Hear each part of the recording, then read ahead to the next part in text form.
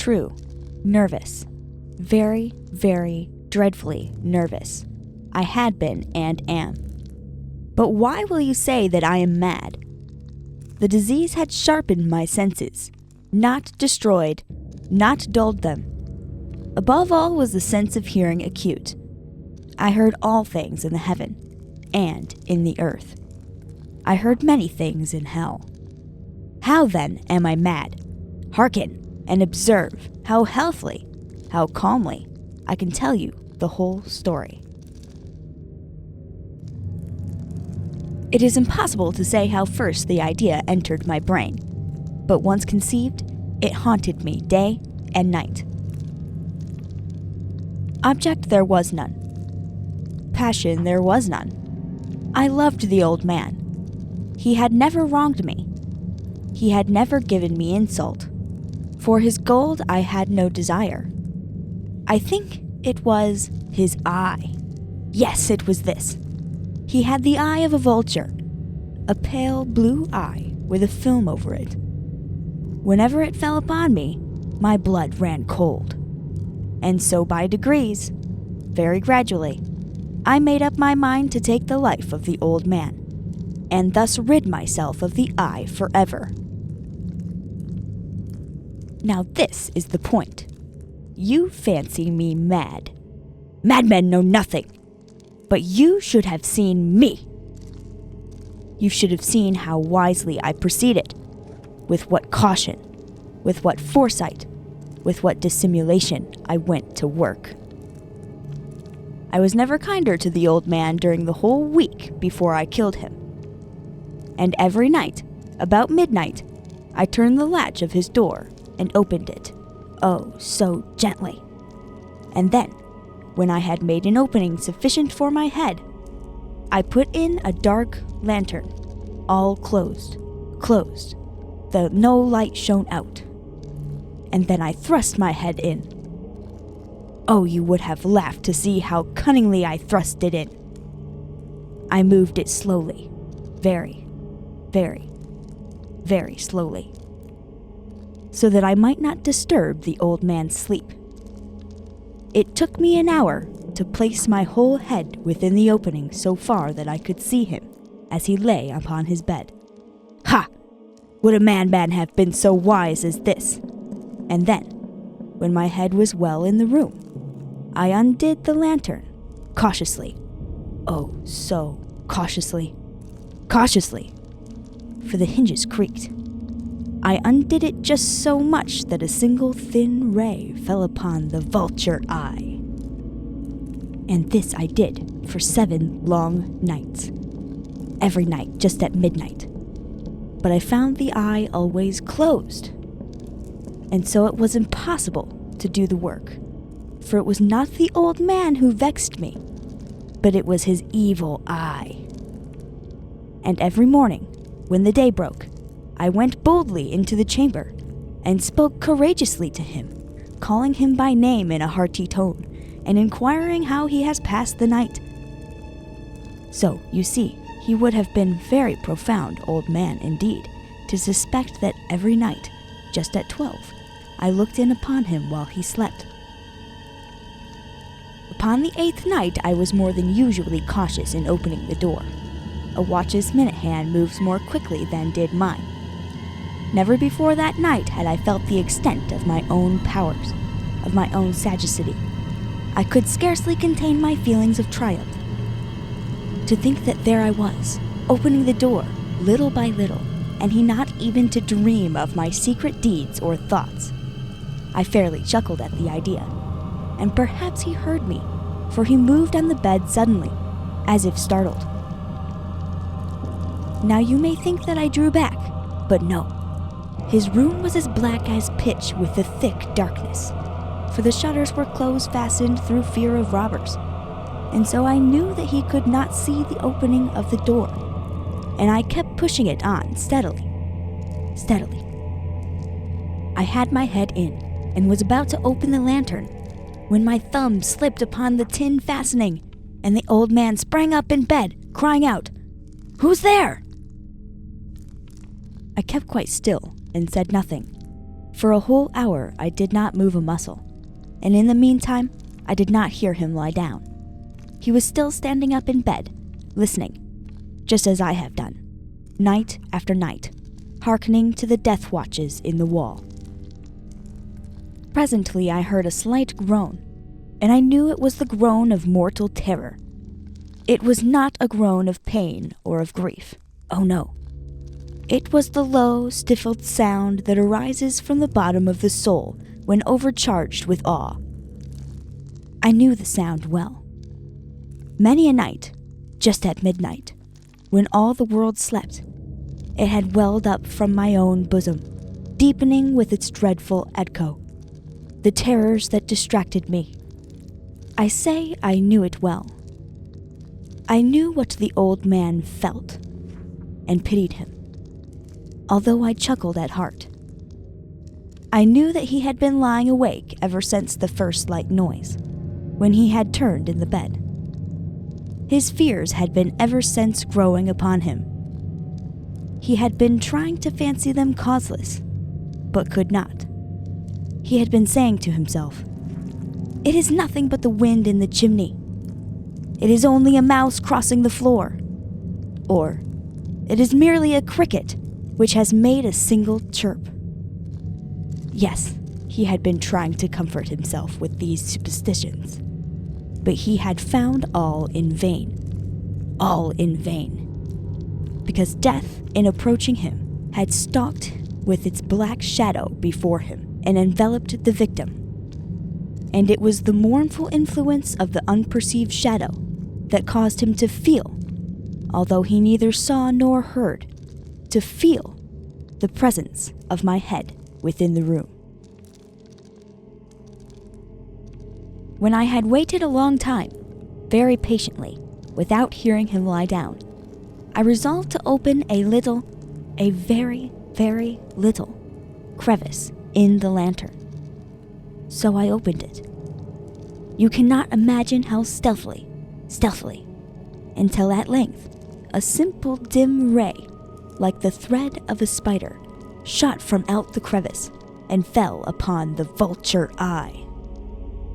It was open, wide open, and I grew furious as I gazed upon it. I saw it with perfect distinctness, all a dull blue, with a hideous veil over it that chilled the very marrow in my bones. But I could see nothing else of the old man's face or person, for I had directed the ray, as if by instinct, precisely upon the damned spot.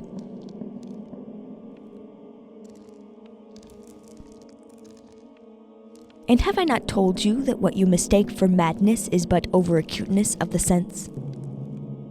Now I say, there came to my ears a low, dull, quick sound, such as a watch makes when enveloped in cotton. I knew that sound well, too. It was the beating of the old man's heart.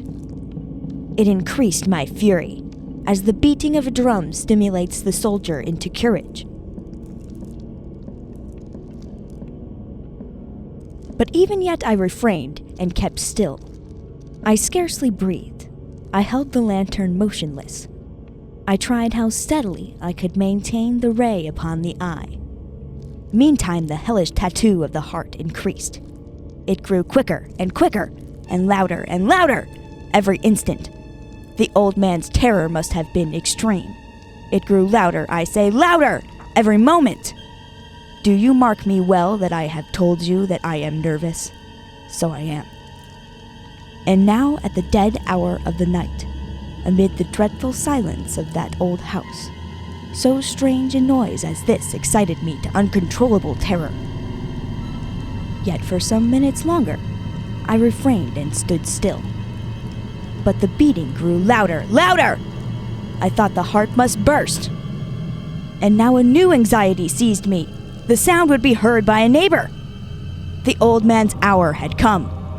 With a loud yell, I threw open the lantern and leaped into the room. He shrieked once only. In an instant, I dragged him to the floor and pulled the heavy bed over him.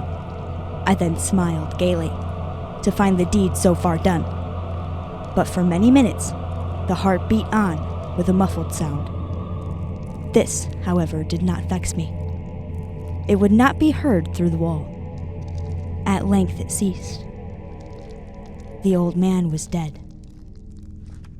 I removed the bed and examined the corpse. Yes, he was stone dead. I placed my hand upon the heart and held it there many minutes.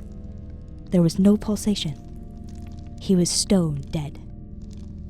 His eye would trouble me no more. If you still think me mad, you will think so no longer when I describe the wise precautions I took for the concealment of the body. The night waned, and I worked hastily, but in silence. First of all, I dismembered the corpse. I cut off the head and the arms and the legs. I then took up 3 planks from the flooring of the chamber and disposed all between the scantlings. I then replaced the boards so cleverly, so cunningly, that no human eye, not even his, could have detected anything wrong. There was nothing to wash out, no stain of any kind, no blood spot whatever. I had been too wary for that. A tub had caught all. Ha! Ha! When I had made an end of these labors, it was 4 o'clock, still dark as midnight.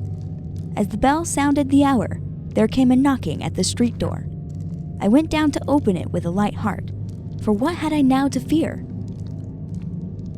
There entered 3 men, who introduced themselves with perfect suavity, as officers of the police. A shriek had been heard by a neighbor during the night. Suspicion of foul play had been aroused. Information had been lodged at the police office, and they, the officers, had been deputed to search the premises. I smiled, for what had I to fear? I bade the gentleman welcome. The shriek, I said, was my own in a dream. The old man, I mentioned, was absent in the country. I took my visitors all over the house. I bade them search well. I led them at length to his chamber. I showed them his treasures, secure, undisturbed.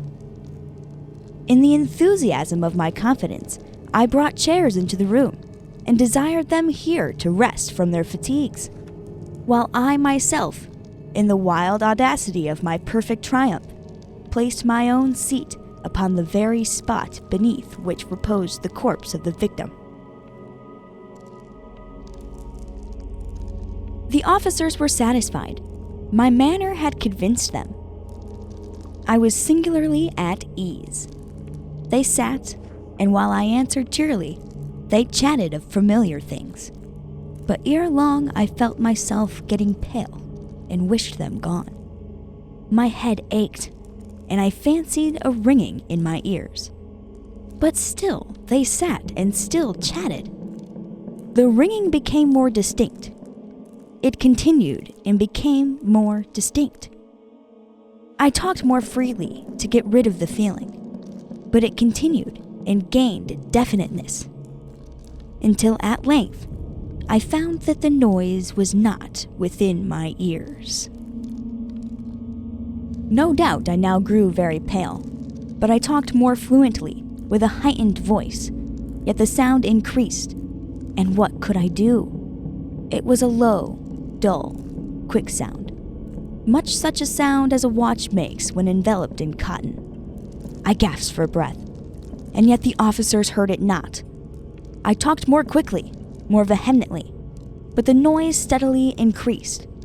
I arose and argued about trifles in a high key and with violent gesticulations, but the noise steadily increased. Why would they not be gone? I paced the floor to and fro with heavy strides, as if excited to fury by the observations of the men, but the noise steadily increased. Oh God, what could I do? I foamed, I raved, I swore. I swung the chair upon which I had been sitting and grated it upon the boards, but the noise arose over all and continually increased. It grew louder, louder, louder, and still the men chatted pleasantly and smiled. Was it possible they heard not? Almighty God, no, no! They heard. They suspected. They knew. They were making a mockery of my horror. This I thought, and this I think. But anything was better than this agony. Anything was more tolerable than this derision. I could bear those hypocritical smiles no longer. I felt that I must scream or die. And now again, hark! Louder! Louder! Louder! Louder! Villains! I shrieked. Dissemble me no more! I admit the deed. Tear up the planks. Here, here! It is the beating of his hideous heart!